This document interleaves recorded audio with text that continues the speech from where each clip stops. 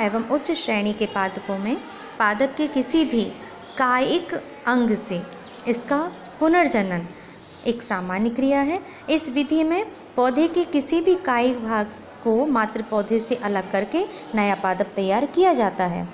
तो जड़, तना, पत्ती और कलिकाएं जैसे अंग विभिन्न प्रकार की से रूपांतरित होकर के पादपों के कायिक जनन में भाग लेते हैं।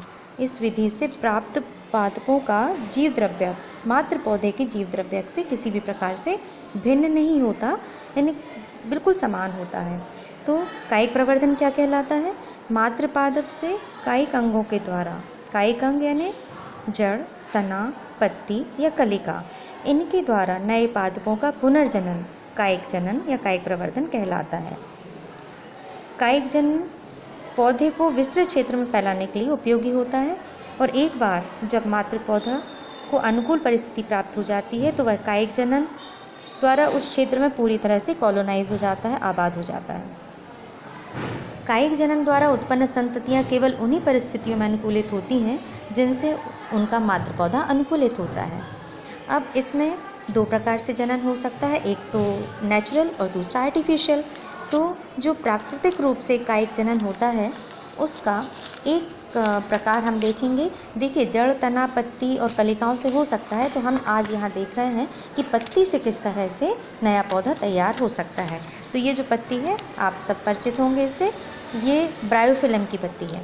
आप इसमें देख रहे हैं यहाँ किनारे में ये कलिकाएँ हैं, ये छोटी छोटी कक्षस्थ कलिकाएँ होती हैं। इन कक्षस्थ कलिकाओं में ये जो देख रहे हैं आप, ये कक्षस्थ कलिकाएँ हैं।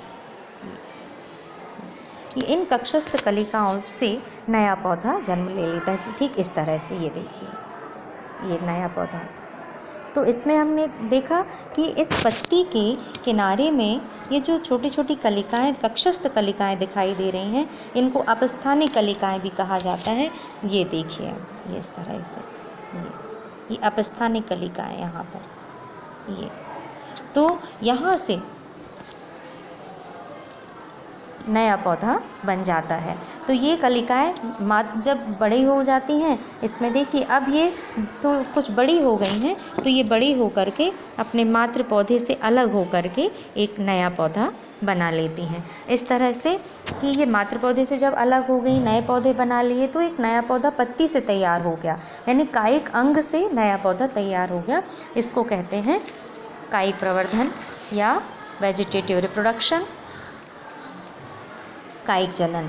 तो उदाहरण है इसका ब्रायोफिलम। और भी अन्य उदाहरण जैसे आप याद रख सकते हैं, जैसे इसमें है बिगोनिया आदि।